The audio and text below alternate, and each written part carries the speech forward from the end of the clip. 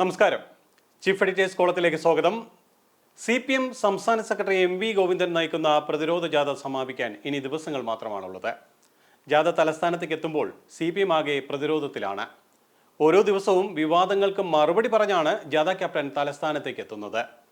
നിയമസഭയിൽ പിണറായി വിജയൻ മൗനിയായി മാറുമ്പോൾ MV ഗോവിന്ദൻ കത്തിക്കയറുന്നു. ജാഥ പരിശോധിച്ചാൽ മനസ്സിലാകുന്ന പ്രധാനപ്പെട്ട മറ്റൊരു കാര്യം, രാജ്യത്ത് തന്നെ ഏക CPM മുഖ്യമന്ത്രിയും പാർട്ടിയുടെ സമുന്നത നേതാവുമായ പിണറായി വിജയന് ജാഥ എന്തെങ്കിലും പ്രാധാന്യം നൽകുന്നുണ്ടോ എന്നാണ്. നാട് മുഴുവൻ ഫ്ലക്സും പോസ്റ്ററുകളും നിറയുമ്പോൾ എന്ത് പ്രാധാന്യമാണ് പിണറായി വിജയനുള്ളത്? പിണറായി യുഗം അവസാനിക്കുകയാണോ? MV ഗോവിന്ദൻ പാർട്ടിയെ കൈയടക്കുകയാണോ? CPM MV ഗോവിന്ദൻ വരുതിയിലാക്കുന്നോ? ചീഫ് എഡിറ്റേഴ്സ് കോളം പരിശോധിക്കുന്നത് ഇന്ന് ഈ വിഷയമാണ്. കളം പിടിച്ചോ ഗോവിന്ദൻ?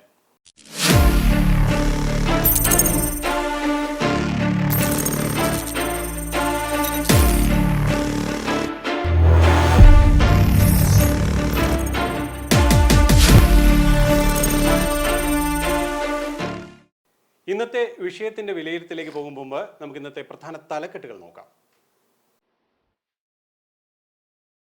നിയമസഭ ഇന്നും സംഘർഷഭരിതം. പ്രതിപക്ഷം വിട്ടുവീഴ്ചയ്ക്കില്ല. ചോദ്യോത്തരവേള പോലും ഒഴിവാക്കി സഭ പിരിഞ്ഞു. VD സതീശനും മുഹമ്മദ് റിയാസും വീണ്ടും നേർക്കുനേർ. മന്ത്രിമാർ പ്രതിപക്ഷ നേതാവിന്റെ വാലാട്ടികളല്ലെന്ന് റിയാസിന്റെ നട്ടല് വാഴനാരാണോ എന്ന് പരിശോധിച്ചാൽ മനസ്സിലാകുമെന്ന് VD സതീശൻ. സഭാ സംഘർഷവുമായി ബന്ധപ്പെട്ട് KK രമയടക്കം 12 MLA-മാർക്കെതിരെ ഗുരുതര വകുപ്പ്. വാച്ച് ആൻഡ് വാർഡിനെതിരെ ദുർബല വകുപ്പും. MV ഗോവിന്ദന്റെ നഷ്ടപരിഹാര നോട്ടീസിൽ മാപ്പ് പറയണമെങ്കിൽ ഒരിക്കൽ കൂടി ജനിക്കണമെന്ന് സ്വപ്ന സുരേഷ്. വക്കീൽ നോട്ടീസ് ലഭിക്കുമ്പോൾ മറുപടി പറയും. എല്ലാ ജില്ലയിലും പരാതി കൊടുത്താലും പേടിക്കില്ല. MV ഗോവിന്ദൻ കേസ് കൊടുത്തതുപോലെ എന്തുകൊണ്ട് പിണറായി കേസ് കൊടുക്കുന്നില്ലെന്ന് K സുധാകരൻ. MV ഗോവിന്ദന്റെ മടിയിൽ കനമില്ലെന്നും സുധാകരന്റെ പരിഹാസം. MV ഗോവിന്ദൻ നയിക്കുന്ന CPM പ്രതിരോധ ജാഥ സമാപിക്കാൻ ദിവസങ്ങൾ മാത്രം. ജാഥയിൽ അപ്രസക്തനായി പിണറായി വിജയൻ. പലയിടത്തെയും പോസ്റ്ററിൽ പിണറായി വിജയനില്ല. CPM-ൽ MV ഗോവിന്ദൻ കളം പിടിക്കുന്നു. കേരളത്തിൽ ആദ്യ സന്ദർശനത്തിനെത്തിയ രാഷ്ട്രപതി ദ്രൗപദി മുർമുവിന് ഉജ്ജ്വല സ്വീകരണം. രാഷ്ട്രപതി 3 ദിവസം കേരളത്തിൽ തദ്ദേശീയമായി നിർമ്മിച്ച ആദ്യ വിമാനവാഹിനി കപ്പൽ INS വിക്രാന്ത് സന്ദർശിച്ചു. INS ദ്രോണാചാര്യയ്ക്ക് പ്രസിഡന്റ്സ് കളർ സമ്മാനിച്ചു. ക്ഷേത്രോത്സവത്തിന്റെ ഭാഗമായ കലശം വരവിൽ P ജയരാജന്റെ ചിത്രം വെച്ചത് വിവാദമായി. P ജയരാജന്റെ ചിത്രം ഉൾപ്പെടുത്തിയത് കതിരൂർ പാട്യം നഗറിലെ കലശത്തിൽ. വിശ്വാസം രാഷ്ട്രീയവൽക്കരിക്കപ്പെടുന്നതിനോട് യോജിപ്പില്ലെന്ന് MV ജയരാജൻ. പുതിയ വിവാദം വ്യക്തി ആരാധന വിവാദത്തിൽ P ജയരാജൻ പാർട്ടിയിൽ വലിയ പ്രതിസന്ധി നേരിടുന്നതിനിടെ ഇന്ത്യയെ അപമാനിച്ചെന്ന ആരോപണത്തിൽ മറുപടിയുമായി കോൺഗ്രസ് നേതാവ് രാഹുൽ ഗാന്ധി. തനിക്കെതിരായ ആരോപണം അദാനി വിവാദത്തിൽ നിന്ന് ശ്രദ്ധ തിരിക്കാനെന്നും രാഹുൽ. അദാനി വിഷയത്തിൽ ഉന്നയിച്ച ആരോപണങ്ങൾക്കൊന്നും മറുപടിയില്ലെന്നും രാഹുൽ. മുലപ്പാൽ തൊണ്ടയിൽ കുടുങ്ങി കുഞ്ഞു മരിച്ചതിന് പിന്നാലെ അമ്മയും മകനും കിണറ്റിൽ ചാടി ജീവനൊടുക്കിയത് ഇടുക്കി ഉപ്പുതറ കൈതപ്പതാൽ സ്വദേശിനിയും ആലക്കോട് സർവീസ് സഹകരണ ബാങ്കിലെ ബ്രാഞ്ച് മാനേജരുമായ ലിജയും മകൻ പെൻ ടോമോ. ബ്രഹ്മപുരം വിഷയത്തിൽ കൊച്ചി കോർപ്പറേഷൻ ഓഫീസിൽ UDF ഉപരോധം. പ്രവർത്തകരും പോലീസും തമ്മിൽ ഉന്തും തള്ളും. ബ്രഹ്മപുരം തീപിടുത്തവും അഴിമതിയും CBI അന്വേഷിക്കണമെന്നും മേയർ രാജിവെക്കണമെന്നും UDF. ചീഫ് എഡിറ്റേഴ്സ് കോളം വിശദമായ ചർച്ചയിലേക്ക് കടക്കുകയാണ്.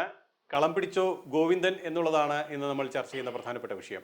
CPM സംസ്ഥാന സെക്രട്ടറി MV ഗോവിന്ദൻ നയിക്കുന്ന ജനകീയ പ്രതിരോധ ജാഥ സമാപനത്തിലേക്കെത്താൻ ഇനി 2 നാളുകൾ മാത്രം. ഇനിയൊരു യുഗത്തിന് MV ഗോവിന്ദൻ തയ്യാറെടുക്കുന്നതായി നിരീക്ഷകർ. കഴിഞ്ഞ മാസം 20-നാണ് ജനകീയ പ്രതിരോധ ജാഥയ്ക്ക് തുടക്കമാകുന്നത്. 23 ജില്ലകളിൽ 126 മണ്ഡലങ്ങൾ കടന്നാണ് ജാഥ തിരുവനന്തപുരം ജില്ലയിൽ പ്രവേശിച്ചത്.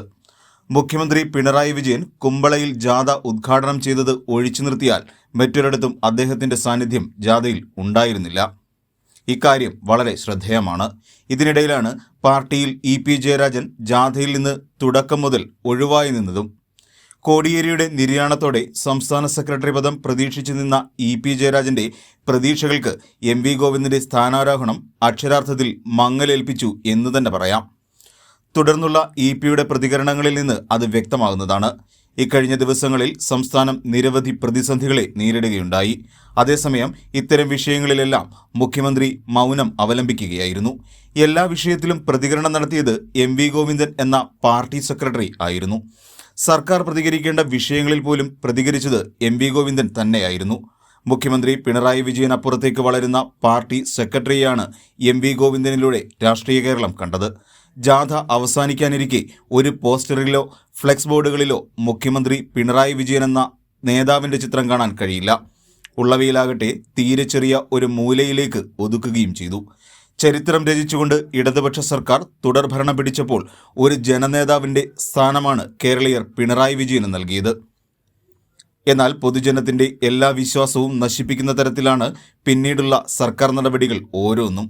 ഇതിനിടയിൽ സർക്കാർ 2 വർഷം പിന്നിടുമ്പോൾ ഒരു ശക്തിയായി വളരാൻ MV ഗോവിന്ദന് കഴിഞ്ഞു. തിരുവനന്തപുരത്ത് 18-ന് ജാഥ അവസാനിക്കുമ്പോൾ ഒരു രാഷ്ട്രീയ മാറ്റത്തിന് വഴിയൊരുങ്ങുന്നു എന്ന് തന്നെ കരുതാം. News desk Yoganathan news. ഇന്നിപ്പോൾ എന്നോടൊപ്പം ചേരുന്നു ശ്രീ RC രാജീവ്, ഒപ്പം തന്നെ ശ്രീനാഥ്. രണ്ടുപേർക്കും സ്വാഗതം. ചോദ്യം തന്നെ കളം പിടിച്ചോ ഗോവിന്ദൻ എന്നുള്ളതാണ്. നമുക്കറിയാം, MV ഗോവിന്ദൻ കാസർഗോഡ് നിന്ന് തുടങ്ങിയ പ്രതിരോധ ജാഥ, പേര് തന്നെ പ്രതിരോധ ജാഥ എന്നുള്ളതാണ്. ആ പ്രതിരോധ ജാഥ ഇപ്പോൾ തലസ്ഥാനത്തേക്ക് എത്തിക്കൊണ്ടിരിക്കുകയാണ്, അതിൻ്റെ സമാപന ഘട്ടത്തിലേക്ക് എത്തിക്കൊണ്ടിരിക്കുന്നു. അപ്പോൾ ആ പേര് സൂചിപ്പിച്ചതുപോലെ തന്നെ പ്രതിരോധ ജാഥ ആരെ പ്രതിരോധിക്കാനാണ് എന്നുള്ളതാണ് പ്രധാനമായി വരുന്നൊരു ചോദ്യം. ഈ ജാഥയുടെ ഈ വരവ് പരിശോധിക്കുമ്പോൾ നമുക്ക് ആ തുടക്കം മുതൽ, കാസർഗോഡ് നിന്ന് തുടങ്ങുന്നത് മുതൽ ഇപ്പോൾ തിരുവനന്തപുരത്തേക്ക് എത്തുമ്പോൾ തന്നെ MV ഗോവിന്ദന് മറുപടി പറയാൻ ഈ ദിവസം സമയമുണ്ടായിരുന്നുള്ളൂ. ഓരോ വിവാദ വിഷയങ്ങൾ ഇങ്ങനെ വന്നുകൊണ്ടിരിക്കുകയാണ്. നമ്മുടെ ആ വിഷയത്തിലേക്ക് വരുന്നതിന് മുമ്പ് ഞാനൊരു പ്രധാനപ്പെട്ട ഒരു കാര്യത്തിലേക്ക് താങ്കളുടെ ശ്രദ്ധ കൊണ്ടുവരികയാണ്. ഒന്ന്, ഈ ജാഥയുടെ ഉദ്ദേശം എന്തായിരുന്നു എന്ന് നേരത്തെ തന്നെ CPM വ്യക്തമാക്കിയതാണ്. അപ്പോൾ ആ ജാഥയുടെ വരവ് പരിശോധിക്കുമ്പോൾ നമുക്കറിയാം, കൊടിതോരണങ്ങളുണ്ട്, ഫ്ലക്സുകളുണ്ട്, എല്ലാം ഉണ്ട്, ആഘോഷമുണ്ട്, ചെണ്ടകളുണ്ട്, എല്ലാം ഉണ്ട്, വെടിക്കെട്ടടക്കമുള്ള എല്ലാ കാര്യങ്ങളുമാണ് പോകുന്നത്. എവിടെയും നോക്കുമ്പോൾ ഈ പിണറായി വിജയൻ ഒരു പ്രാധാന്യം കാണുന്നുണ്ടോ, അല്ലെങ്കിൽ അത്രത്തോളം ഉണ്ടോ എന്നുള്ള ഒരു സംശയം എനിക്ക്. അതിൻ്റെ ആ ഒരു സംശയത്തിന് എന്തെങ്കിലും അടിസ്ഥാനമുണ്ടോ? അല്ല, അങ്ങ് ആമുഖമായി പറഞ്ഞത് തന്നെ പ്രതിരോധമെന്ന് തന്നെയാണ്. ഗോവിന്ദൻ ആർക്കെതിരെയാണ് പ്രതിരോധം തീർക്കുന്നതെന്ന് നാളിതുവരെ വ്യക്തമാക്കിയിട്ടില്ല. ഈ സർക്കാരിൻ്റെ വികസന പ്രവർത്തനങ്ങളെ ചൂണ്ടിക്കാട്ടിയാണ് അദ്ദേഹത്തിൻ്റെ പ്രചരണ പരിപാടികളൊക്കെ തുടങ്ങിയിട്ടുള്ളത്. മുഖ്യമന്ത്രിയാണ് ഈ പ്രചരണ പരിപാടിക്ക് തുടക്കം കുറിച്ചത്. പക്ഷെ ആ വേദിയിലും ഇത് ആർക്കെതിരെയുള്ള പ്രതിരോധമാണെന്ന് വളരെ കൃത്യമായിട്ടൊന്നും പറയാതെയാണ് സമ്മേളനങ്ങളുടെ ഉദ്ഘാടനം തുടങ്ങിയതും ജാഥ തുടങ്ങിയിട്ടുള്ളതും. താങ്കൾ പറഞ്ഞ പ്രതിരോധമാണെന്ന്. കേന്ദ്ര സർക്കാരിനെതിരെയാണോ പ്രതിരോധം? അങ്ങനെയാണ് പറയുന്നത്. കേന്ദ്ര സർക്കാരിനെതിരെ ഒരു പ്രതിരോധം കേരളത്തിൽ നടത്തിയിട്ട് എന്തെങ്കിലും കാര്യമുണ്ടോ? ഒരിക്കലും അതിനൊരു സാധ്യതയില്ലാത്തൊരു കാര്യമാണ്. രാജ്യം മുഴുവൻ അടക്കി ഭരിച്ചുകൊണ്ടിരിക്കുന്ന BJPക്കെതിരെ ഒരു മൂലയിൽ നിന്നിട്ട് ഒരു ശബ്ദമുയർത്തിയാൽ അതൊരു പ്രതിരോധമാകുമോ? അങ്ങനെയാണെങ്കിൽ അത് പാർട്ടി ദേശീയ തലത്തിലാണ് ഇത്തരത്തിലൊരു പ്രതിരോധ ജാഥ സംഘടിപ്പിക്കേണ്ടിയിരുന്നത്. അത് നയിക്കേണ്ടിയിരുന്നത് യെച്ചൂരിയാണ്. സീതാറാം യെച്ചൂരി അത്തരം ഒരു സാഹസത്തിന് മുതിർന്നതല്ല. കേരളത്തിൻ്റെ വടക്കേറ്റത്തു നിന്ന് തെക്കോട്ട് യാത്ര തുടരുമ്പോൾ ഗോവിന്ദൻ എന്ന അതികായകനെ ഉയർത്തിക്കാട്ടുവാൻ CPM കണ്ട മറ്റൊരു തന്ത്രമാണിത്. CPM ഇടക്കാലത്ത് പിണറായി വിജയൻ്റെ കൈപ്പിടിയിൽ ഒതുങ്ങുന്ന ഒരു സാഹചര്യമുണ്ടായി. പക്ഷെ അതിനുശേഷം അത് റിയാസിൻ്റെ കയ്യിലേക്കും എത്തി. അത് വരുന്ന ആളുകളിൽ, പാർട്ടിയിലെ ഏറ്റവും മുതിർന്ന ആളുകളൊക്കെ പുറത്തേക്ക് തള്ളപ്പെടുന്ന ഒരു സാഹചര്യം ഉണ്ടാകും. നമ്മൾ തന്നെ കണ്ടതാണ്. സജി ചെറിയാൻ ഒരു ദിവസം രാവിലെ മന്ത്രിസ്ഥാനത്ത് നിന്ന് അപ്രത്യക്ഷനാകുന്നു. ആരാണ് ഇതിൻ്റെ പിന്നിൽ പ്രവർത്തിച്ചത്? BJPക്കാരാണോ? കോൺഗ്രസ്സുകാരാണോ? എന്താണ് CPM അത് പറയാത്തത്? സജി ചെറിയാനെതിരെ വളരെ ഗൂഢാലോചന നടന്നു എന്നുള്ള വളരെ വ്യക്തമല്ലേ? സജി ചെറിയാനെ മന്ത്രിസ്ഥാനത്ത് നിന്ന് പുകയ്ക്കാൻ ആരാണ് തയ്യാറായത്? ആരാണ് ഇതിൻ്റെ പിന്നിൽ പ്രവർത്തിച്ചത്? അപ്പോൾ എവിടെയാണ് പ്രതിരോധം തീർക്കുന്നത്? ചർച്ച ചെയ്യപ്പെടേണ്ട വിഷയമല്ലേ? താങ്കൾ പറഞ്ഞു വരുന്നത് ഈ പ്രതിരോധം കേന്ദ്ര സർക്കാരിനെതിരെയല്ല, പാർട്ടിക്കുള്ളിലുള്ള പ്രതിരോധം തന്നെയാണ്. തീർച്ചയായിട്ടും പിണറായിക്കെതിരെയുള്ള പ്രതിരോധമാണ്. അങ്ങനെ നമുക്ക് തീർത്ത് പറയാൻ കഴിയും. 100% കാരണം പാർട്ടിയിൽ ഇന്നും പിണറായി വിജയന് അതിൻ്റെതായ സ്വാധീനം ഇല്ലേ? അങ്ങനെ നമുക്ക് പറയാൻ കഴിയുമോ? കാരണം ഞാൻ നേരത്തെ പറഞ്ഞതുപോലെ തന്നെ CPMന്റെ ഏക മുഖ്യമന്ത്രിയാണ്, ഇന്ത്യയിൽ തന്നെയുള്ള ഏക മുഖ്യമന്ത്രി. ഒരുപക്ഷെ പാർട്ടിയെ തന്നെ നയിക്കുന്നത്, പാർട്ടിയുടെ അവസാന വാക്കായി പലപ്പോഴും വരുന്ന പേര് അദ്ദേഹത്തിൻ്റെ ഇതല്ലേ. അപ്പോൾ അതെങ്ങനെ അദ്ദേഹത്തെ മാറ്റിക്കൊണ്ട് MV ഗോവിന്ദനെ ആ കളം പിടിക്കാൻ കഴിയും എന്നാണ് എനിക്ക് തോന്നുന്നത്. എനിക്കത് സംശയം. താങ്കൾ പറഞ്ഞത് ശരിയാണ്. പക്ഷേ നിയമപരമായി വല്ല തടസ്സമുണ്ടോ ഇല്ലെന്ന് എനിക്കറിയില്ല. ഇന്ത്യയിൽ കമ്മ്യൂണിസ്റ്റ് പാർട്ടി ഇന്ന് നിലനിൽക്കുന്നത് കേരളത്തിൽ മാത്രമാണുള്ളത്. തീർച്ചയായും ആ കേരളത്തിലെ കമ്മ്യൂണിസ്റ്റ് പാർട്ടിയെ കണ്ടുകൊണ്ടാണ് സീതാറാം യെച്ചൂരി പോലും മുന്നോട്ട് ജീവിക്കുന്നത്. സീതാറാം യെച്ചൂരിക്ക് നിത്യേനയുള്ള ചെലവിന് പണം നൽകണമെങ്കിൽ കേരളം നൽകണം. കേരളം പണം നൽകിയില്ലെങ്കിൽ യെച്ചൂരി പട്ടിണിയിലാകും. ആ സാഹചര്യത്തിൽ ഇതിന് വഴിയൊരുക്കിയ ശക്തമായൊരു തിരിച്ചുവരവ് കേരളത്തിൽ നടത്തിയ EMS പോലും നടക്കാത്ത, VS അച്യുതാനന്ദന് നടക്കാത്ത ഒരു തുടർഭരണം സൃഷ്ടിക്കാൻ കഴിയാതിരുന്ന കാലഘട്ടത്തിലാണ് പിണറായി വിജയൻ ഒരു തുടർഭരണം സൃഷ്ടിച്ച് CPM ശക്തിപ്പെടുത്തിയത്. എന്തെല്ലാം ആരോപണങ്ങൾ വന്ന് മാധ്യമങ്ങൾ കൂട്ടത്തോടെ ആക്രമിച്ചില്ലേ? എന്നിട്ട് പിണറായി തകർക്കാൻ പറ്റിയോ? അങ്ങനെ തകർക്കാൻ കഴിയാത്ത ഒരു ശക്തനായി എന്തെല്ലാം നമ്മുടെ മുന്നിൽ കോവിഡ് വന്ന്, പ്രളയം വന്ന്, പല പ്രശ്നങ്ങൾ വന്ന് പിണറായി നിരവധി ആരോപണങ്ങളിൽ പെട്ട് ഉരുളുകയും ചെയ്ത് പിണറായി ആ പാർട്ടിയെ വളരെ ശക്തമായി മുന്നോട്ട് കൊണ്ട് വീണ്ടും തുടർഭരണം കൊണ്ടുവന്ന് മുന്നോട്ട് നയിക്കുമ്പോൾ ഏതെങ്കിലും ഒരു സ്ഥലത്ത് അദ്ദേഹത്തിൻ്റെ ഒരു ചിത്രം വെക്കാൻ പോലും പാർട്ടി തയ്യാറാകാൻ നിയമപരമായ എന്തെങ്കിലും പ്രശ്നമാണോ? ഒരിക്കലും അല്ലെന്നാണ് എൻ്റെ വിശ്വാസം. നിയമപരമായ പ്രശ്നത്തിന്റെ മാത്രമല്ല, ശരിക്കും അവിടെ ഈ പിണറായി വിജയൻ എന്ന് പറയുന്ന ഒരു മുഖ്യമന്ത്രിയാണ് കുമ്പളയിൽ ഇതിന്റെ ഉദ്ഘാടനം നിർവഹിച്ചത്. ഉദ്ഘാടനം നിർവഹിക്കുകയും ഒരു സാന്നിധ്യമായി തന്നെ പിണറായി വിജയൻ ഉണ്ടാവുകയും ചെയ്തിട്ടുണ്ട്. ഇത്തരത്തിലൊരു പ്രതിരോധ ജാഥയ്ക്ക് പിൻബലം കൊടുക്കുന്നത് പിണറായി വിജയൻ എന്ന് പറയുന്ന ഒരു ജനനേതാവ് തന്നെയാണ് എന്നുള്ള കാര്യത്തിൽ യാതൊരു സംശയവുമില്ല. പിന്നെ ദേശീയ തലത്തിൽ ഇത്തരത്തിലൊരു ചലനം സൃഷ്ടിക്കണമെങ്കിൽ ആദ്യം ഓരോ സംസ്ഥാനങ്ങളിൽ നിന്നാണ് ചലനങ്ങൾ തുടങ്ങുന്നത്. സംസ്ഥാനങ്ങൾ ഓരോന്നായി ഇതിന് മുന്നോട്ട് വന്നെങ്കിൽ മാത്രമേ അതിൻ്റെ ഒരു ആദ്യ പടി എന്നുള്ള നിലയിലാണ് കേരളത്തിൽ ജനകീയ പ്രതിരോധ ജാഥ എന്ന പേരിൽ ഒരു യാത്ര സംഘടിപ്പിച്ചത്. 126 മണ്ഡലങ്ങളിലൂടെയാണ് ഈ ജാഥ കടന്നുപോയത്. ഏകദേശം 13 ജില്ലകൾ തൊട്ട് കഴിഞ്ഞു. ഇവിടെ ഇനി സമാപന സമ്മേളനത്തിലും കൂടി അടുക്കുകയാണ്. 18-ാം തീയതി സമാപന സമ്മേളനം നടക്കുന്നു. ആ സ്ഥിതിവിശേഷം നോക്കുമ്പോൾ പ്രധാനപ്പെട്ട MP-മാർ അടക്കമുള്ള പ്രധാനപ്പെട്ട പലരും, എന്തിനേറെ പറയാൻ പിണങ്ങി നിന്ന EP ജയരാജൻ പോലും ജാഥയിൽ പങ്കെടുക്കുകയും സംസാരിക്കുകയും ചെയ്തതാണ്. അപ്പോൾ മൊത്തത്തിൽ നമ്മൾ പരിശോധിക്കുമ്പോൾ പാർട്ടിക്കുള്ളിൽ ഒരു ഐക്യം രൂപപ്പെട്ടു വരുന്നതിന് ഇതിനെ സഹായിച്ചു എന്നുള്ള കാര്യത്തിൽ യാതൊരുവിധ സംശയവും നമുക്ക് അവകാശപ്പെടാൻ കഴിയില്ല. അല്ല, ശ്രീനാഥ്, ഈ പാർട്ടിയെ സംബന്ധിച്ച ഐക്യത്തെക്കുറിച്ച് താങ്കൾ പറഞ്ഞു. പക്ഷേ ഈ നമ്മുടെ ഒരു പ്രധാന പോയിന്റ് ഇപ്പോൾ ജനം കാണുന്നത് അല്ലെങ്കിൽ ജനങ്ങൾ നോക്കി പോകുന്നത് ഈ ഫ്ലക്സുകളും മറ്റുമാണല്ലോ. ഒരു പ്രധാനപ്പെട്ട സമ്മേളനങ്ങൾ ഇതിനു മുമ്പ് നടന്നിട്ടുണ്ട്. നമുക്കറിയാം, VS അച്യുതാനന്ദന്റെ കാര്യം നമുക്കിതിൽ ഈ ഒരു ഘട്ടത്തിൽ കൊണ്ടുവരാവുന്നതാണ്. VS അച്യുതാനന്ദന്റെ ഞാൻ പറഞ്ഞ കാര്യം ശരിയല്ല? അതെ അതെ അതെ അതെ. അല്ല, VS അച്യുതാനന്ദന്റെ ഒരു കാലഘട്ടം നോക്കിക്കഴിഞ്ഞാൽ VS അച്യുതാനന്ദൻ ഭരിച്ചിരുന്ന അല്ലെങ്കിൽ മത്സരിച്ച കാലഘട്ടവും അതിനെ തുടർന്ന് അദ്ദേഹം മുഖ്യമന്ത്രിയായ കാലഘട്ടവും നമ്മൾ നോക്കുമ്പോൾ മനസ്സിലാവും. പല സ്ഥാനങ്ങളിലും അന്ന് പാർട്ടി വലിയ വിഭാഗീയത ഉണ്ടാക്കിയതിന്റെ പിന്നിൽ പ്രവർത്തിച്ചതാരായിരുന്നു? അന്ന് പാർട്ടിയിൽ ഒരു പാർട്ടി സെക്രട്ടറി ആയിട്ടിരിക്കുകയും ഒരാൾ പാർട്ടി സെക്രട്ടറി, പിണറായി വിജയൻ ഒരു പാർട്ടി സെക്രട്ടറി ആയിട്ടിരിക്കുന്നു.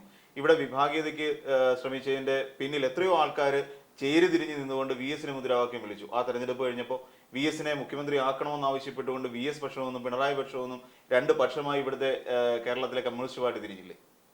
അപ്പോൾ അത്തരത്തിലുള്ള സാഹചര്യത്തിൽ ഈ പിണറായി വിജയന്റെ സ്വാധീനം ഒന്നുകൊണ്ട് മാത്രമാണ് ഇന്ന് കാണുന്ന ലെവലിലേക്ക് ഒരു പാർട്ടി രൂപപ്പെട്ടു വന്നത്. ആ പാർട്ടിയിൽ ഒരു ഈ പറയുന്ന ഗ്രൂപ്പിസം എന്ന് പറയുന്ന ഒരു ഘടകം ഇല്ലാതായതിന് കാരണം അത് തന്നെയാണ്. അല്ല, ശ്രീനാഥ് പറയുന്ന കാര്യം ശരിയാണ്. പക്ഷെ പ്രതിരോധം തീർക്കുന്ന ആർക്കെതിരെയാണ്? തീർച്ചയായും ഈ നാട്ടിൽ നടന്നു പോകുന്ന ഈ കേന്ദ്ര സർക്കാരിന്റെ ജനദ്രോഹ നടപടികൾക്കെതിരെയാണ് പ്രതിരോധം തീർക്കാൻ ഒരുങ്ങുന്നത്. ഏതാണ് കേന്ദ്ര സർക്കാരിന്റെ ജനദ്രോഹ നയം?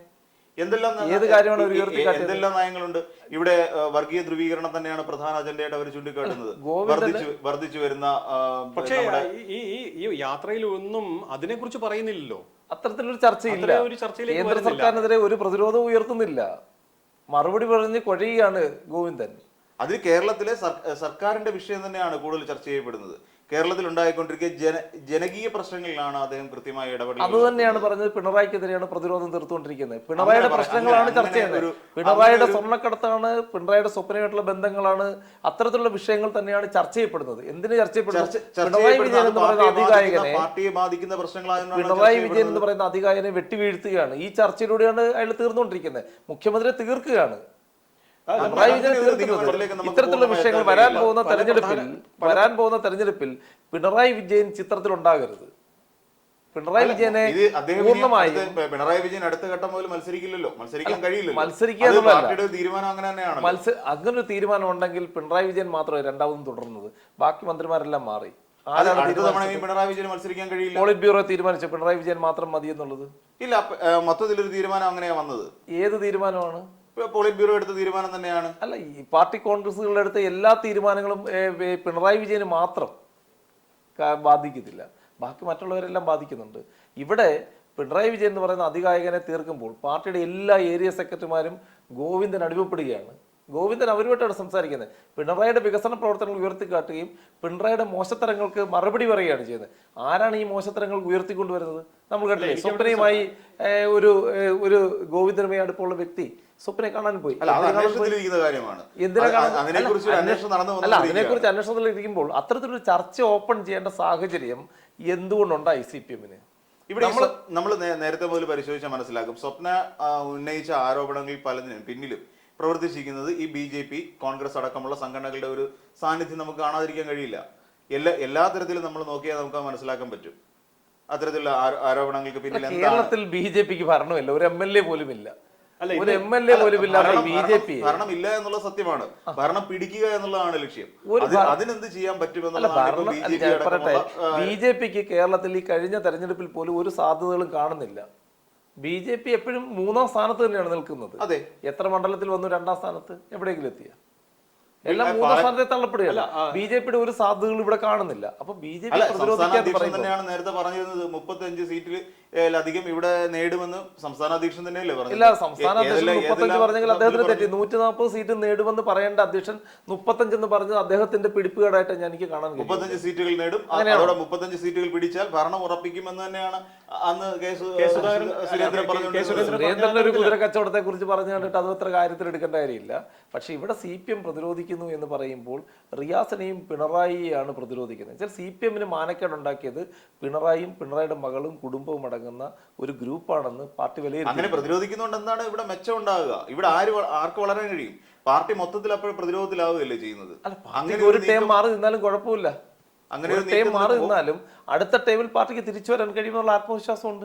ഇവിടെ പലപ്പോഴും ഉയർത്തിക്കൊണ്ടുവന്ന പ്രശ്നം അതാണ്, പാർട്ടിയെ പ്രതിരോധത്തിലാക്കുകയാണ് ചെയ്യുന്നത്. ഇപ്പൊ സംസാരിക്കുമ്പോൾ എല്ലാം പാർട്ടിയെ പ്രതിരോധത്തിലാവുന്നു. പിണറായി വിജയനും റിയാസിനും ആ നിരീക്ഷണം തെറ്റാണ്. പാർട്ടിയെ പ്രതിരോധത്തിലാക്കുന്നില്ല, പാർട്ടി പ്രവർത്തകരുടെ മുന്നിൽ കാര്യങ്ങൾ ബോധ്യപ്പെടുത്തുകയാണ്. എന്താണ് പിണറായി ചെയ്തുകൊണ്ടിരിക്കുന്നത്, എന്താണ് റിയാസ് ചെയ്തുകൊണ്ടിരിക്കുന്നത്? ഞാൻ ഉത്തരം മുട്ടുകയാണ്. ഇവർ ചെയ്ത തെറ്റുകൾക്കാണ് ഞാൻ മറുപടി പറഞ്ഞുകൊണ്ടിരിക്കുന്നത്. അത് ഗോവിന്ദൻ പറയാതെ പാർട്ടി പ്രവർത്തകർ ഒന്നടങ്കം എത്തുക. അവിടെ ഒരു ഉത്തരവാദിത്തപ്പെട്ട ഒരു പാർട്ടി സെക്രട്ടറി എന്നുള്ള നിലയിൽ ഇതിനെല്ലാം മറുപടി പറയാൻ ഒരു പാർട്ടി സെക്രട്ടറി ബാധ്യസ്ഥനാണ്. അത് ഇതിന് മുൻപുണ്ടായിരുന്ന പിണറായി വിജയനോ ചെയ്തിട്ടുണ്ട്. അങ്ങ് CPM-ന്റെ ഭാഗത്ത് മാത്രം സംസാരിക്കുമ്പോൾ പാർട്ടി സെക്രട്ടറി നയിക്കുന്നു എന്നുള്ള കാര്യം സംശയമൊന്നുമില്ല. പക്ഷെ പാർട്ടി സെക്രട്ടറിക്കൊപ്പം ഈ ജാഥയിൽ പങ്കെടുക്കുന്നവരുടെ പട്ടിക ഒന്ന് പരിശോധിക്കണം. ആ പട്ടികയിൽ പങ്കെടുക്കുന്നവർ ഏത് തരത്തിൽ പാർട്ടിയുടെ എല്ലാ നേതാക്കളും ഞാൻ ബഹുമാനത്തോടെ തന്നെ കാണുകയാണ്, ആരും മോശക്കാരല്ല. പക്ഷേ സീനിയോറിറ്റി വളരെ പ്രധാനപ്പെട്ട ഒരു ഘടകം തന്നെയാണ്. പാർട്ടിയുടെ സംസ്ഥാന സെക്രട്ടേറിയറ്റ് അംഗങ്ങളോ അല്ലെങ്കിൽ ആ തരത്തിൽ വരുന്ന എത്ര പേര് ആ ജാഥയിൽ MV ഗോവിന്ദനൊപ്പം ഉണ്ട്? ജാഥയിൽ എല്ലാവരും പങ്കെടുപ്പിച്ചില്ലേ? ജാഥയിൽ എല്ലാവരും വരുന്നു, പ്രസംഗിക്കുകയും ചെയ്യുന്നുണ്ട്. ആർക്കും ഒരു വിലക്ക് അവിടെ ഏർപ്പെടുത്തിയിട്ടില്ല. എന്തിനേറെ ഏറെക്കാലം പിണങ്ങിയുന്ന EP ജയരാജൻ പോലും വന്ന് പ്രസംഗിച്ചില്ലേ മലപ്പുറത്ത്? EP ജയരാജൻ ഏത് സന്ദർഭത്തിൽ വരേണ്ടി വന്നു എന്നുള്ളത് കൂടി നമ്മൾ ആലോചിക്കണം. അതൊക്കെ ആ പ്രശ്നങ്ങളെല്ലാം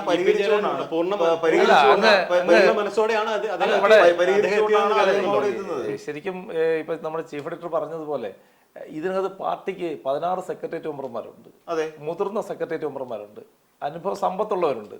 എവിടെയാണ് അവര്? അവരെല്ലാരും പങ്കെടുപ്പിച്ചു കഴിഞ്ഞല്ലോ.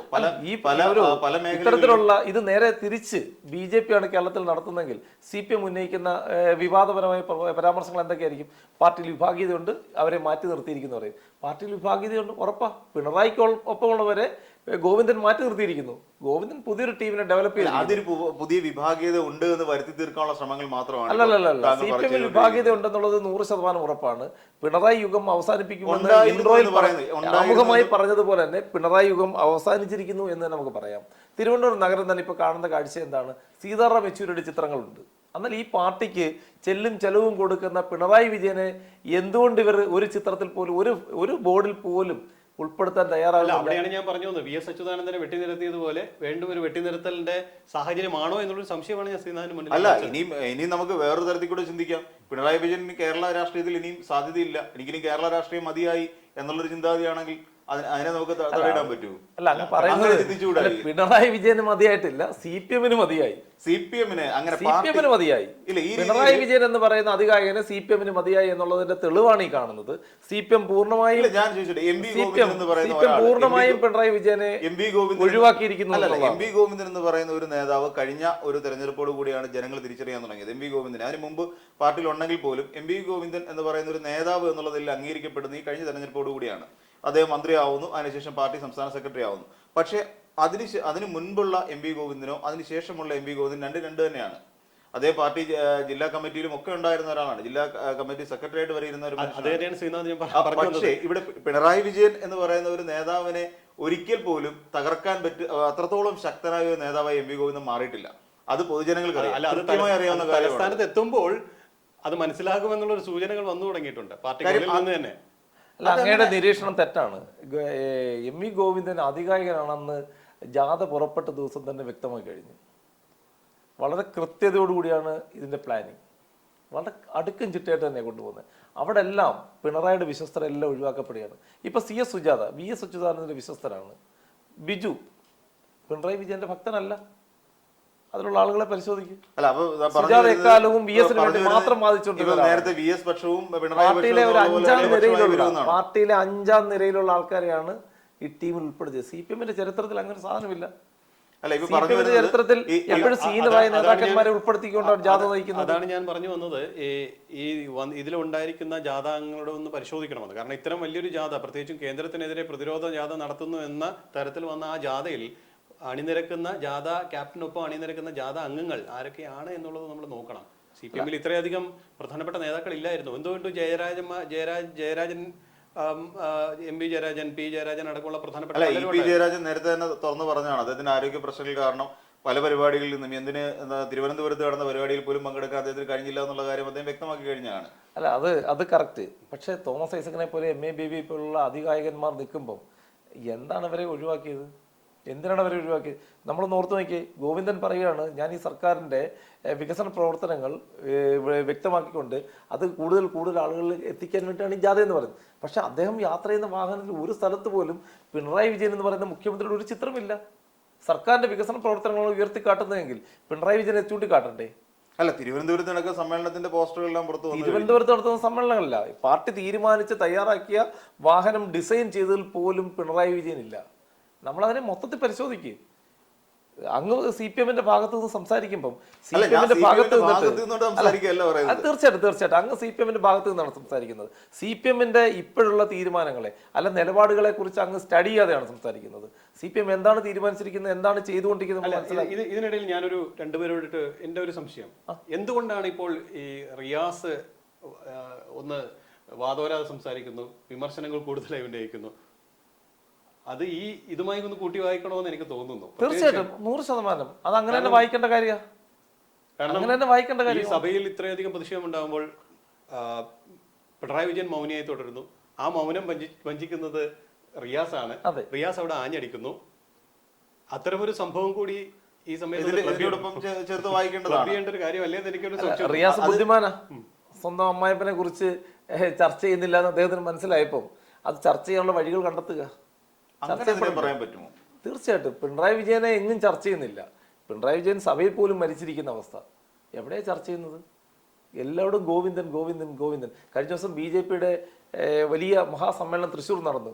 പിണറായി വിജയനെ കുറിച്ച് BJP നേതാക്കന്മാർ സംസാരിച്ചു. അവിടെയും ഗോവിന്ദനെ കുറിച്ചാണ് സംസാരിച്ചത്.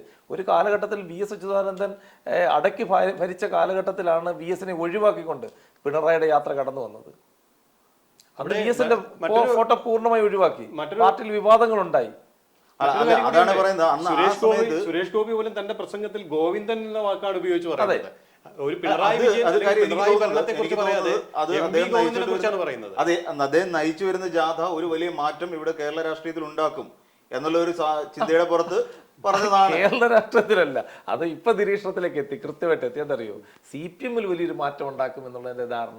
CPM മാത്രമല്ല, കേരള രാഷ്ട്രീയത്തിൽ തന്നെ ഒരു ചലനം ഉണ്ടാക്കും. കേരള രാഷ്ട്രീയത്തിൽ ചലനം ഉണ്ടാക്കുമെന്ന് ഒരുപക്ഷെ പിണറായി വിജയൻ തിരുവനന്തപുരത്ത് ഈ ജാഥ എത്തുമ്പോൾ രാജിവെക്കേണ്ടി വരും. അങ്ങനെ ഒരു സാധ്യതയിലേക്കാണ് ഇപ്പൊ കാര്യങ്ങൾ നീങ്ങിക്കൊണ്ടിരിക്കുന്നത്. വരാൻ പോകുന്ന ദിവസങ്ങളിലൊക്കെ സംഭവിക്കാൻ പോകുന്നത്. അതെന്തുകൊണ്ടാണ് അത്തരം ഒരു നിരീക്ഷണം? മാറ്റം വേണമെന്നുള്ളത് ഒരു ജാഥ അവസാനിക്കുമ്പോൾ പിണറായി വിജയൻ രാജിവെക്കും ആ ഒരു ഘട്ടത്തിലേക്ക് നമ്മള് പോകുന്ന അതിന് കാരണമുണ്ട്. CPM-നെ പോലൊരു പാർട്ടി ജാഥ നടത്തുമ്പോൾ ഒരു സർവേ നടത്തിയാ വരുന്നതെന്നുള്ളത് നമ്മൾ അറിയാതെ പോകുന്നൊരു പ്രധാന പ്രശ്നമുണ്ട്. CPM എങ്ങനെയാണ് നടത്തുന്നത്? ജാഥ നടത്തുമ്പോൾ എന്താണ് അവർ ചോദിക്കുന്നത്? ഈ മണ്ഡലത്തിലെ സ്ഥിതിവിവര കണക്കുകൾ പരിശോധിക്കപ്പെടും. ഈ മണ്ഡലത്തിൽ എത്ര പേർ പാർട്ടിക്കൊപ്പം ഉണ്ടെന്ന് നോക്കും, എത്ര പേർ ഇതിനെ പാർട്ടിയിൽ നിന്ന് അകന്നു മാറിയേക്ക് നോക്കും. കണക്കുകൾ പരിശോധിക്കുമ്പം അവിടെ നിന്ന് ഇങ്ങോട്ട് വരുമ്പോൾ ഇവർ കൊടുക്കുന്ന കണക്കുകളാണോ ഗോവിന്ദൻ ഇവിടെ കൊടുക്കുന്നത്? ഒരിക്കലും ആയിരിക്കത്തില്ല. അവിടെ എല്ലാം പിണറായിയുടെയും അവരുടെ കുടുംബത്തിൻ്റെയും ഈ കഴിഞ്ഞ കാലങ്ങളിൽ നടന്നിട്ടുള്ള മോശമായ ഇടപാടുകൾ, സ്വർണ്ണക്കടത്തുകൾ, മറ്റെല്ലാം വിവാദത്തിൽ അതിലെല്ലാം വന്ന് പെട്ടതുകൊണ്ട് പാർട്ടിക്കുണ്ടായിട്ട് ക്ഷീണത്തെക്കുറിച്ച് ഓരോ ഏരിയ സെക്രട്ടറിമാരുടെ നിന്നും ഗോവിന്ദൻ റിപ്പോർട്ട് വാങ്ങിയിട്ടുണ്ടെന്നാണ് ഞാൻ മനസ്സിലാക്കുന്നത്. ഓരോ ഏരിയ സെക്രട്ടറിമാരും പിണറായിക്കെതിരെ റിപ്പോർട്ട് നൽകി കഴിഞ്ഞിരിക്കുന്നു എന്നാണ് ഞാൻ മനസ്സിലാക്കുന്നത്. ഏറിയ പങ്കും പിണറായിക്കെതിരെ രംഗത്തെത്തിക്കഴിഞ്ഞിരിക്കുന്നു. ചില അവരൊക്കെ കഴിഞ്ഞ കാലങ്ങളിൽ അടിമകളെ പോലെ പ്രവർത്തിക്കേണ്ടി വന്ന ഒരു സാഹചര്യമുണ്ട് പാർട്ടിക്കുള്ളിൽ. ആ സാഹചര്യം മാറി ഗോവിന്ദനെ പോലെ ചിരിക്കുന്ന മുഖമുള്ള, ചേർത്ത് നിർത്തുന്ന മുഖമുള്ള, അല്ലെ സ്നേഹമുള്ള ഒരാൾ പാർട്ടി സെക്രട്ടറിയായിട്ട് വരുമ്പോൾ ഏരിയ സെക്രട്ടറിമാർക്ക് സ്വതന്ത്രമായി അദ്ദേഹത്തെ കാണാൻ കഴിയുന്ന എന്നൊരു സാഹചര്യം കൂടി. യെച്ചൂരിയുടെ പിന്തുണയുണ്ടോ ഇതിന്? 100% ഞാൻ കരുതുന്നു. യെച്ചൂരിയുടെ പിന്തുണ ഉണ്ടല്ലോ. അങ്ങനെ കരുതാൻ കഴിയും. യെച്ചൂരിയുടെ പിന്തുണ ഉള്ളതുകൊണ്ടാണല്ലോ ഈ ജാഥ ഇങ്ങനെ വരുന്നത്. കാരണം വളരെ പിണറായി വിജയൻ അവിടെയാണ് നമ്മൾ മനസ്സിലാക്കേണ്ടത്. പിണറായി വിജയൻ എന്തുകൊണ്ടാണ് സഭയിൽ നിശബ്ദനായത്? പിണറായി വിജയന്റെ ശക്തി ക്ഷയിച്ചു തുടങ്ങിയിരിക്കുന്നത് അദ്ദേഹം തിരിച്ചറിഞ്ഞു. സഭയിൽ പറയുന്നതിന് പുറത്ത് പിന്തുണയില്ല, പുറത്ത് പിന്തുണ കൊടുക്കാൻ ആരുമില്ല. ഈ നടക്കുന്ന ഒരു ജാഥയിലും പിണറായിക്ക് വേണ്ടി ആരും മുദ്രാവാക്യം മുഴക്കുന്നില്ല. ശ്രദ്ധിച്ചിട്ടുണ്ടോ? അതങ്ങ് ശ്രദ്ധിച്ചിട്ടുണ്ടോ? അല്ല, അത് സ്വാഭാവികമായിട്ടും അങ്ങനെയാണല്ലോ. ഒരിക്കലുമല്ല, അങ്ങനെയല്ല. പിണറായി വിജയൻ VS-നെ എതിർക്കാൻ എത്ര കണ്ട് ശ്രമിച്ചിട്ടുണ്ടോ അവിടെ എല്ലാം ശക്തമായി VS-ന് വേണ്ടി സംസാരിക്കാൻ അണികളുണ്ടായിരുന്നു. അതങ്ങ് കാണാതെ പോകരുത്. VS-ന് വേണ്ടി പ്രകടനം നടത്താൻ ആളുണ്ടായിരുന്നു. പക്ഷെ ഇന്ന് പിണറായിക്ക് വേണ്ടി സംസാരിക്കാൻ അണികളില്ല. ഇപ്പോഴും ഉണ്ടല്ലോ. പാർട്ടി ഐക്യമായി ഒരിക്കലും ഇതിനെ കാണാൻ പറ്റില്ല. അവിടെയാണ് ഗോവിന്ദൻ എന്ന് പറഞ്ഞ, അവിടെയാണ് ആ ഒരു കാലഘട്ടത്തിൽ ശക്തമായ വിഭാഗീയത ഉണ്ടായിരുന്നു. VS പക്ഷത്തിന് ഞാൻ നേരത്തെ സൂചിപ്പിച്ച പോലെ തന്നെ VS പക്ഷമെന്നും പിണറായി പക്ഷമെന്നും രണ്ട് പക്ഷം വ്യക്തമായി CPM-ൽ ഉണ്ടായിരുന്നു ആ കാലഘട്ടത്തിൽ. അല്ല, ഇപ്പൊ പക്ഷം പറയാത്തതിന്റെ കാര്യം എന്താ? ഭയന്നിട്ടാ പറയാത്തത്. ഭയത്തിന്റെ ഉറപ്പായിട്ടും ഭയത്തിൽ. മുഴുവൻ മന്ത്രിമാരുടെ ഓഫീസിൽ പിണറായി വിജയൻ നിയോഗിച്ച ആളുകളാണ് ഇരിക്കുന്നത്. ഒരു മന്ത്രിക്കും സ്വന്തമായി ഒരു സ്റ്റാഫിനെ കണ്ടെത്താൻ കഴിഞ്ഞില്ല. എവിടെയാണ് ഈ സർക്കാർ പരാജയപ്പെട്ടത്? പാർട്ടിയിലെ മിടുക്കന്മാരായിട്ടുള്ള നേതാക്കന്മാരെ മാറ്റി നിർത്തി ഒരു പിൻബലവും ഇല്ലാത്ത, ഒരു കഴിവുമില്ലാത്ത ആളുകളെ കൊണ്ടുവന്ന് പ്രധാനപ്പെട്ട വകുപ്പുകളൊക്കെ ചുമതലയേൽപ്പിച്ച് ധനമന്ത്രി പോലും പരാജയമല്ലേ? ധനമന്ത്രി പോലും പരാജയമാണ് എല്ലാ സ്ഥലത്തും. പാർട്ടിയിൽ തന്നെ റിയാസ് പരാജയമാണെന്ന് വ്യക്തമാക്കി കഴിഞ്ഞു. എന്താ കാണിക്കുന്നത്? തിരുവനന്തപുരം നഗരത്തിൽ തന്നെ ഇപ്പൊ നൈറ്റ് ടൂറിസം ആരംഭിക്കാൻ പോകുന്നു. CPM-ന് താല്പര്യമില്ലത്. CPM-ന് താല്പര്യമില്ലാത്ത വിഷയത്തിൽ വരുന്നു. തിരുവനന്തപുരം നഗരത്തിൽ മുഴുവൻ മസാജിങ് പാർലറുകൾ വന്ന് ആരാണ് ഇതിന് പിന്തുണ കൊടുത്തിരിക്കുന്നത്? CPM അല്ലേ? CPM ആണെന്ന് പറയാൻ പറ്റുമോ? കാലത്തിനൊത്ത് മാറുകയല്ല. അപ്പൊ പാർട്ടി തകരുന്നു എന്ന് പാർട്ടിക്ക് മനസ്സിലായി. അപ്പൊ പാർട്ടിയിലുള്ള നേതാക്കന്മാർ ഒന്നടങ്കം തന്നെ പാർട്ടിക്കകത്ത് ചർച്ച തീരുമാനിച്ച ഈ ജാഥ പാർട്ടി തകരുന്നു എന്നുള്ളൊരു ആസ്പെക്റ്റിലൂടെ നമുക്ക് കാണാം. തീർച്ചയായിട്ടും പാർട്ടിക്ക് ശക്തിയില്ല. അതിന്റെ പ്രധാന പ്രശ്നം കാരണം സാധാരണ ഞാൻ പറഞ്ഞു അല്ല, അത് എന്താ പറയാ, അത് അദ്ദേഹം പറഞ്ഞതിന്റെ മറുപടി പറയേണ്ട കാര്യമാണ്. പാർട്ടി തകരുന്നു എന്ന് പാർട്ടിക്ക് ബോധ്യപ്പെട്ട്. എവിടെയാണ് പാർട്ടിക്ക് യുവജന പ്രസ്ഥാനം ഉള്ളത്? പാർട്ടിയുടെ മഹിളാ പ്രസ്ഥാനം എവിടെയുള്ളത്? നിങ്ങൾ നോക്കൂ, BJP ശക്തമായി തിരിച്ചു വരികയില്ലേ? BJP കേരളത്തിൽ എല്ലാ സ്ഥലത്തും ശക്തമായി വരികയാണ്. BJP-യുടെ നേതൃത്വത്തെ ചവിട്ടി താഴ്ത്താൻ ശ്രമിക്കുമ്പോൾ അത് വീണ്ടും വീണ്ടും കയറി വരിക. കോൺഗ്രസ് ശക്തമായി കയറി വരിക. അല്ല, ഈ പറയുന്ന വിഭാഗീയത BJP-യിലും ഉണ്ടല്ലോ. അല്ല, BJP-യിലും ഉണ്ട്, കോൺഗ്രസിലും ഉണ്ട് വിഭാഗീയത. ഒരുപക്ഷെ ഇപ്പൊ ഏറ്റവും വിഭാഗീയത കുറഞ്ഞത് കോൺഗ്രസിലാണ്. കോൺഗ്രസ് ശക്തമായി സുധാകരന്റെ ഒരു നേതൃത്വത്തിലേക്ക് വന്നപ്പോൾ അവിടെ കുറച്ച് വിഭാഗീയത. കോൺഗ്രസിനകത്ത് ഒരു അടിമുടി മാറ്റം വരുന്നുണ്ട്. പക്ഷെ അവര് നല്ല അടുക്കും ചിട്ടയോടുകൂടി കാര്യങ്ങൾ നീക്കുന്നു. അനാവശ്യമായ പ്രസ്താവനകളില്ല. നേതാക്കന്മാരെല്ലാം ഒരേ രീതിയിൽ ആൻസർ പറയുന്നു, ചോദ്യങ്ങൾക്കെല്ലാം ആൻസർ പറയുന്നു. അവരുടെ പ്രസ്താവനകളെല്ലാം പാർട്ടി സംസ്ഥാന കമ്മിറ്റി ഓഫീസിൽ നിന്ന് വരുന്ന രീതിയിൽ തന്നെയാണ് സംസാരിച്ചു പോകുന്നത്. പക്ഷെ CPM-ൽ അതാണ് അവസ്ഥ. ആരാണ് സംസാരിക്കുന്നത്? മന്ത്രിമാർക്ക് സംസാരിക്കാൻ പറ്റുന്നുണ്ടോ? പാർട്ടി സെക്രട്ടറിന്റെ കാര്യങ്ങൾ വിശദമാക്കുന്നുണ്ടല്ലോ. പാർട്ടി സെക്രട്ടറിന്റെ കാര്യങ്ങൾ വിശദമാക്കുന്നില്ല. അല്ല, ആരെയാണ് ഇവർ ഭയക്കുന്നത്? മന്ത്രിമാരെല്ലാം ഒരു മാധ്യമത്തിന് ഒരു മന്ത്രി ഇന്റർവ്യൂ കൊടുക്കാൻ തയ്യാറാകുന്നുണ്ടോ? അല്ല, നേരത്തെ താങ്കൾ പറഞ്ഞല്ലോ BJP-യുടെ കാര്യം പറഞ്ഞു. ഞാൻ ഇതൊന്നും കൂട്ടി വായിക്കുക. BJP-യിൽ വളർന്നു വരുന്നു എന്ന് പറഞ്ഞു. കഴിഞ്ഞ ദിവസം തന്നെ തൃശ്ശൂരിൽ അമിത്ഷാ പങ്കെടുത്തൊരു പരിപാടിയിൽ ഒരുപക്ഷെ സുരേഷ് ഗോപി ആ വേദിയിലേക്ക് കയറി വരുമ്പോൾ പല നേതാക്കളും അവരുടെ മുഖഭാവം വേറെ തരത്തിലായിരുന്നു എന്നുള്ള തരത്തിലുള്ള വിമർശനങ്ങൾ വരുന്നുണ്ട്. സുരേഷ് ഗോപിയോടുള്ള അല്ലെങ്കിൽ എന്തെങ്കിലും അഭിപ്രായ വ്യത്യാസമായിരിക്കാം.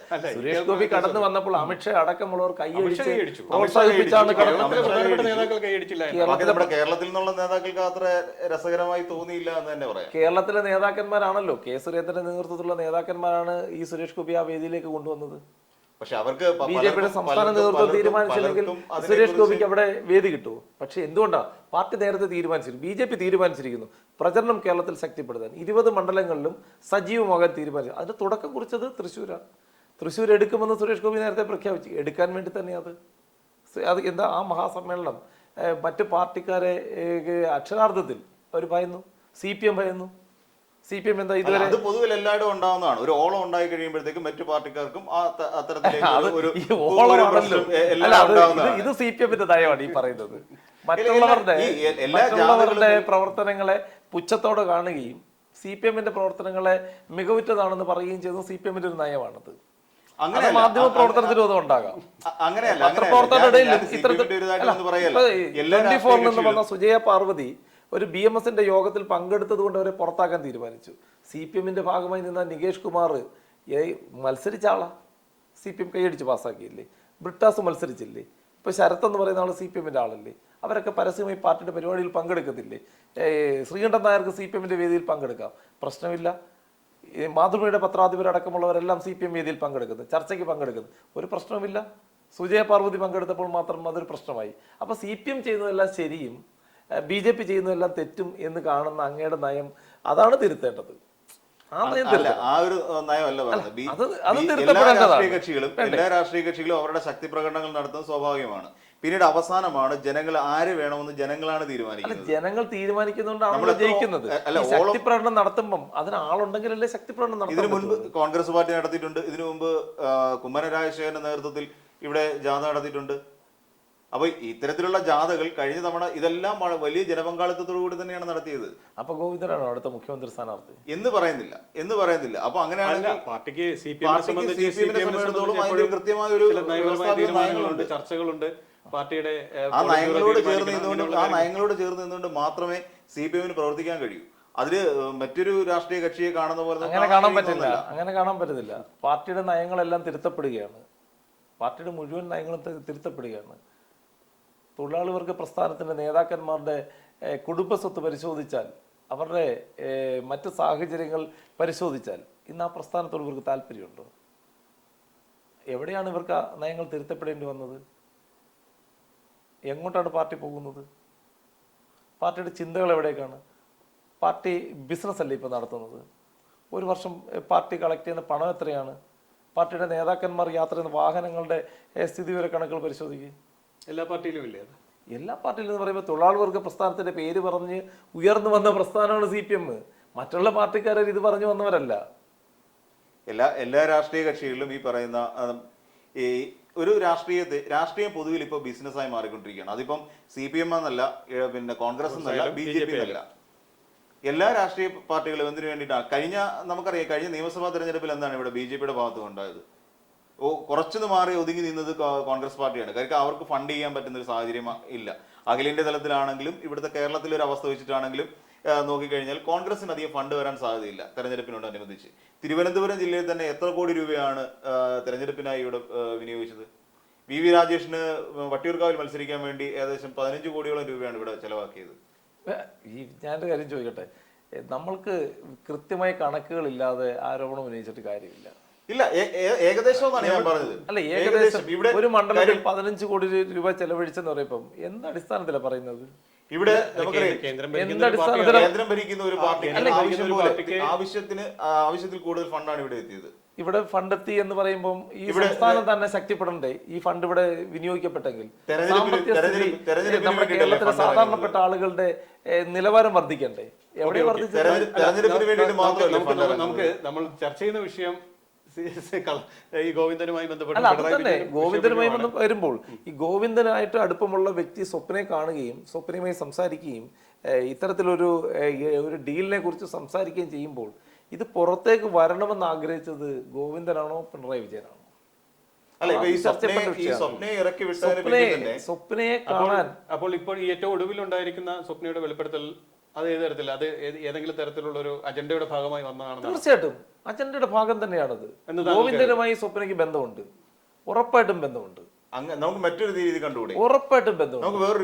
ഈ ചർച്ചകളൊക്കെ പിണറായി വിജയൻ എന്ന് പറയുന്ന ഒരു കണ്ണൂരിലുള്ള ഒരു നല്ല സഖാവിനെ നശിപ്പിക്കാനുള്ള നീക്കത്തിന്റെ ഗൂഢാലോചന ഇത്. അല്ല, ഞാൻ വേറൊരു രീതിയിലൂടെ അതിനെ കണ്ടുകൂടെ? അതായത് CPM-നുള്ളിൽ ഒരു വിഭാഗീയത ഉണ്ടാക്കാനുള്ള ഒരു ശ്രമത്തിന്റെ ഭാഗമായി സ്വപ്നയുടെ പുതിയ വെളിപ്പെടുത്തലിനെ കണ്ടുകൂടെ? ഒരിക്കലും കാണാൻ പറ്റില്ല. എന്ന് വെച്ചാൽ അങ്ങനെ ഉണ്ടായിരുന്നെങ്കിൽ, ബുദ്ധിപരമായി നീക്കമായിരുന്നെങ്കിൽ, കെ സുരേന്ദ്രനെ ഒരു വെളിപ്പെടുത്തൽ കൊണ്ടുവരുന്നെങ്കിൽ ഗോവിന്ദന്റെ ജാഥയ്ക്ക് പ്രതിരോധം എന്ന് പറയുന്നതിന്റെ അർത്ഥം ഉണ്ടായിരുന്നേ. അല്ലെങ്കിൽ കോൺഗ്രസ് നേതാക്കന്മാർക്കെതിരെ ഒരു വിവാദം ഉന്നയിച്ചിരുന്നെങ്കിൽ അതിനകത്തൊരു കാര്യമുണ്ടായിരുന്നു. ഇവിടെ ചെയ്തതെന്താ? പിണറായി വിജയനെതിരെയുള്ള തെളിവുകൾ പുറത്തു വിടുക. എൻ്റെ കയ്യിൽ തെളിവുകളുണ്ടെന്ന് സ്വപ്ന പറയുമ്പോൾ ആ തെളിവുകൾ ആരാ കൊടുത്തത്? അല്ല, അതിനൊരു മറുപടി താങ്കൾ പറഞ്ഞു വരുന്നത് ഈ ജാഥയിലുടനീളം ഈ വിഷയം ചർച്ച ചെയ്യപ്പെടാൻ അദ്ദേഹം ആഗ്രഹിച്ചിരുന്നു, എം വി ഗോവിന്ദൻ ആഗ്രഹിച്ചിരിക്കുന്നു, പിണറായി വിജയൻ അതാണ് പിണറായി വിജയൻ നിയമസഭയിൽ മൗനമായിട്ടിരിക്കുന്നത്. പിണറായിക്ക് പറയാനൊന്നുമില്ല. പിണറായി സ്വന്തം കൂടെ നിൽക്കുന്ന ആൾ തന്നെ കുതികാല് വെട്ടിയാൽ എന്ത് ചെയ്യാൻ പറ്റും? അതല്ലേ ഗോവിന്ദൻ ചെയ്ത്. ഗോവിന്ദനെ സെക്രട്ടറി ആക്കണമെന്ന് ആഗ്രഹിച്ചത് പിണറായി വിജയൻ. ഞാൻ ചിന്തിക്കുന്നത് VS അച്യുതാനന്ദൻ മലപ്പുറം സമ്മേളനത്തിലാണെന്നാണ് എൻ്റെ ഓർമ്മ പിണറായി വിജയനെ പാർട്ടി സെക്രട്ടറി ആക്കുന്നത്. VS അച്യുതാനന്ദൻ്റെ കടുംപിടുത്തമാണ് പിണറായിയെ പാർട്ടി സെക്രട്ടറി ആക്കണമെന്നുള്ളത്. എന്താ സംഭവിച്ചത്? ആ പിണറായി വിജയൻ എന്താ ചെയ്തത്? VS എന്ന് പറയുന്ന അധികായകനെതിരെ ഉടൻ തന്നെ രംഗത്ത് വന്നു. VS-നെതിരെയുള്ള യുദ്ധമാണ് പ്രഖ്യാപിച്ചത്. പാർട്ടിക്കകത്ത് VS-നെതിരെ യുദ്ധം പ്രഖ്യാപിച്ചില്ലെങ്കിൽ പിണറായി വിജയന് നിലനിൽപ്പില്ല. പിണറായി വിജയന് വളരണമെങ്കിൽ VS ഇല്ലാതാകണം. ഇത് തന്നെയാണ് ഗോവിന്ദനും ചെയ്യുന്നത്. ഗോവിന്ദനെ ഇപ്പൊ കൊണ്ടുവരണമെന്ന് പിണറായി വിജയൻ ആഗ്രഹിച്ചു. കോടിയേരിക്ക് ശേഷം ആരെ എന്ന ചോദ്യത്തിൽ ഒറ്റ ഉത്തരവേ ഉള്ളത് പിണറായിക്ക്, അത് ഗോവിന്ദൻ, പിണറായിയുടെ വിശ്വസ്തൻ കൊണ്ടുവന്ന്.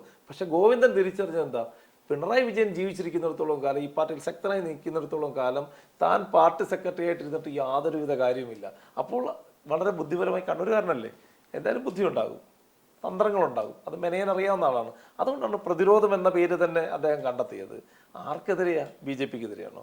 BJP നരേന്ദ്രമോദിക്കെതിരെ എന്താ അദ്ദേഹം പറയുന്നത്? ഏതെങ്കിലും മാധ്യമങ്ങൾ അത് റിപ്പോർട്ട് ചെയ്തിട്ടുണ്ടോ? യോഗനാഥം റിപ്പോർട്ട് ചെയ്തിട്ടുണ്ടോ? അത് ഇല്ലല്ലോ. അല്ല, അത് എന്തായാലും നമുക്ക് ആ ചർച്ചയുടെ വിശദാംശങ്ങളിലേക്ക് വരുന്നതിന് മുമ്പ് ചെറിയൊരു ഇടവേളയിലേക്ക് പോകാം. ചെറിയൊരു ഇടവേളയ്ക്ക് ശേഷം നമുക്ക് വീണ്ടും ഈ ചർച്ചയിലേക്ക് തിരിച്ചെത്താം.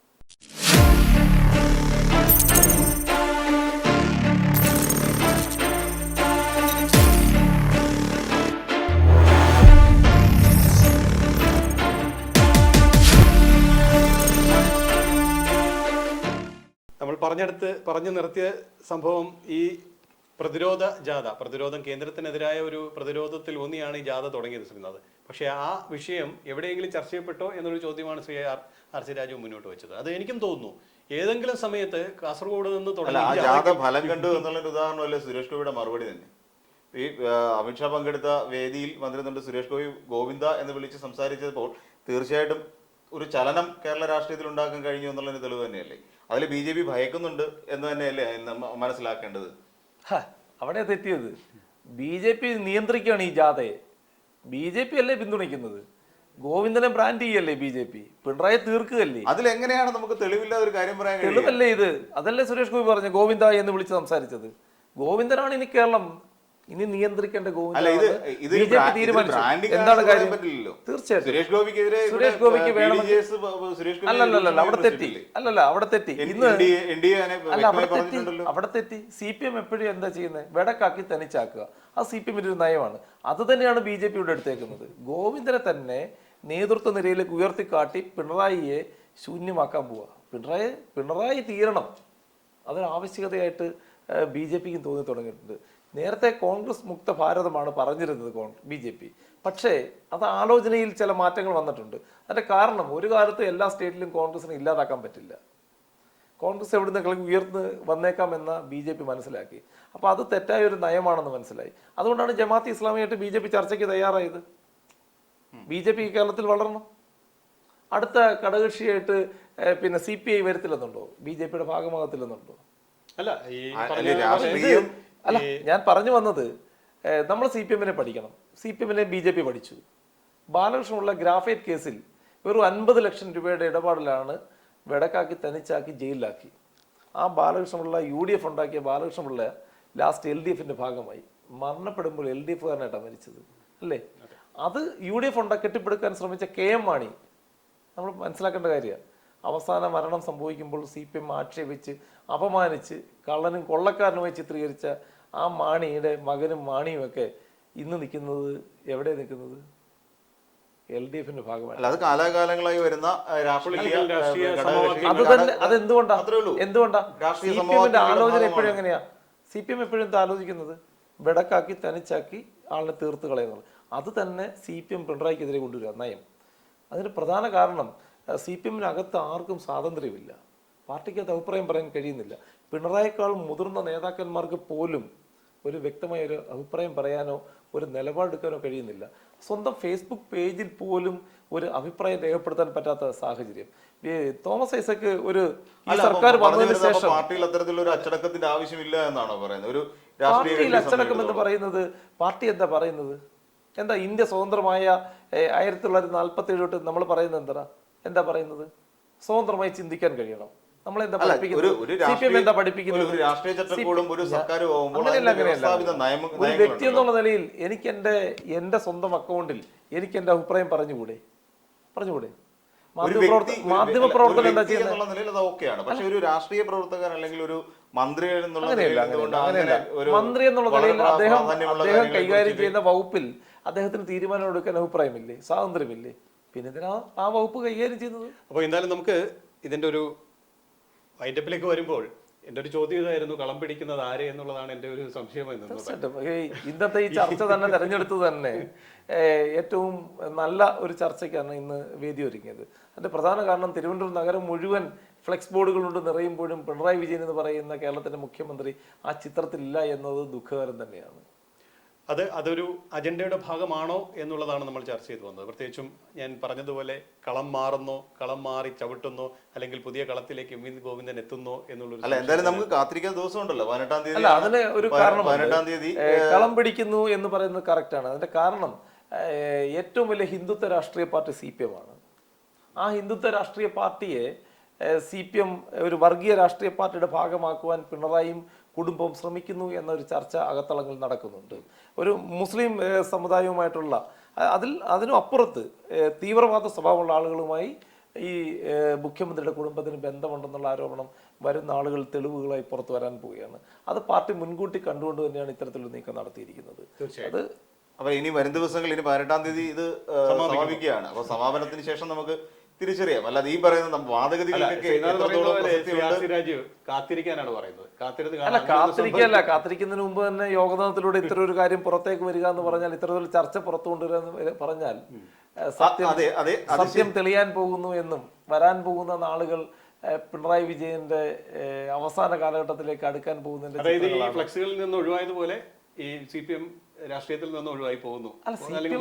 CPM രാഷ്ട്രീയത്തിൽ നിന്നും പിണറായി വിജയൻ ഒഴിവാക്കപ്പെട്ടുകൊണ്ടാണല്ലോ ഫ്ലെക്സിൽ നിന്ന് പോകുന്നത്. പാർട്ടിക്കകത്തുള്ള തീരുമാനങ്ങൾ പുറത്ത് വന്നു കഴിഞ്ഞ് പിണറായി വിജയൻ തീർച്ചയായിട്ടും VS അച്യുതാനന്ദൻ എന്ന് പറയുന്ന സൂചനയായി കാണുന്നില്ല. അല്ല, ശ്രീനാഥ് കാണണം. എന്താ അറിയോ, VS അച്യുതാനന്ദൻ എവിടെയാണുള്ളത്? ഈ കഴിഞ്ഞ പാർട്ടി കോൺഗ്രസിൽ VS-ന്റെ ഒരു ചിത്രം പോലും വെച്ചില്ല അവര്. എന്താ VS-നെ ഒഴിവാക്കി? CPM എന്ന് പറയുന്ന രാഷ്ട്രീയ പാർട്ടിക്ക് രൂപം കൊടുക്കുവാൻ വേണ്ടി കമ്മ്യൂണിസ്റ്റ് പ്രസ്ഥാനത്തിൽ ഇറങ്ങിപ്പോയ 32 പേരിൽ ജീവിച്ചിരിക്കുന്ന 2 പേരിൽ ഒരാളായിരുന്നു VS അച്യുതാനന്ദൻ. എന്താ VS അച്യുതാനന്ദൻ ഒഴിവാക്കിയത്? അതിന്റെ പിന്നിൽ ആരാ പ്രവർത്തിച്ചത്? പ്രവർത്തിച്ച് താൻ കുഴിക്കുന്ന കുഴിയിൽ താൻ തന്നെ വീണു എന്ന് വിചാരിച്ചാൽ മതി. ആരെവിടെ ചതുവ് കാണിച്ചാലും അതിന്റെ അവസാന ഘട്ടത്തിലെങ്കിലും അവർ ആ കുഴി വീണിരിക്കും, ഉറപ്പാണ്. നമുക്ക് ചില ഗുണങ്ങൾ ഉണ്ടാകുമായിരിക്കാം, പക്ഷെ വരുന്ന ആളുകൾ നമ്മുടെ നാശമാണ് അതിലൂടെ ഉണ്ടാക്കുന്നത് നമ്മൾ തിരിച്ചറിയണം. അതറിയാത്തവർക്കൊക്കെ ഉള്ള ശിക്ഷയുടെ ചില ഉദാഹരണങ്ങളാണ് ഇപ്പൊ നമ്മൾ കണ്ടുകൊണ്ടിരിക്കുന്നത്. തീർച്ചയായും. എന്തായാലും കളം പിടിക്കുന്നത് ആര്, ആ കളത്തിലേക്ക് വരുന്നത് ആര് എന്നുള്ളൊരു ചോദ്യവുമായി ബന്ധപ്പെട്ട വിശദമായ ചർച്ച തന്നെയാണ് നമ്മൾ നടത്തിയത്. എന്തായാലും വരും ദിവസങ്ങളിലും ഒരുപക്ഷെ നാളെയും മറ്റന്നാളും ഒക്കെ ഇതിന്റെ തുടർ ചർച്ചകൾ നമുക്ക് നടത്തേണ്ടി വരും എന്നുള്ള കാര്യത്തിൽ സംശയമില്ല. കാരണം അങ്ങനെയാണ് നമ്മുടെ രാഷ്ട്രീയ രംഗം. ഓരോ ദിവസവും ഉണ്ടായിരിക്കുന്ന പ്രശ്നങ്ങൾ, ആ പ്രശ്നത്തിൽ നേതാക്കൾക്ക് മറുപടി പറയാൻ മാത്രമേ സമയമുള്ളൂ. MV ഗോവിന്ദനായാലും CPM-ലെ പ്രധാനപ്പെട്ട മറ്റ് നേതാക്കൾക്കായാലും അവർക്ക് മറുപടി പറയാനും മാത്രമേ ഇപ്പോൾ സമയമുള്ളൂ. ആ ഒരു രാഷ്ട്രീയ സാഹചര്യമാണ് മുന്നോട്ട് പോയിക്കൊണ്ടിരിക്കുന്നത്. എന്തായാലും ഇന്നത്തെ ചീഫ് എഡിറ്റേഴ്സ് കോളം ഇവിടെ പൂർണ്ണമാകുന്നു. രണ്ടുപേർക്കും ശ്രീ RC രാജു, ഒപ്പം തന്നെ ശ്രീ ശ്രീനാഥ്, രണ്ടുപേർക്കും നന്ദി. നമുക്ക് വീണ്ടും കാണാം നാളെ. നമസ്കാരം.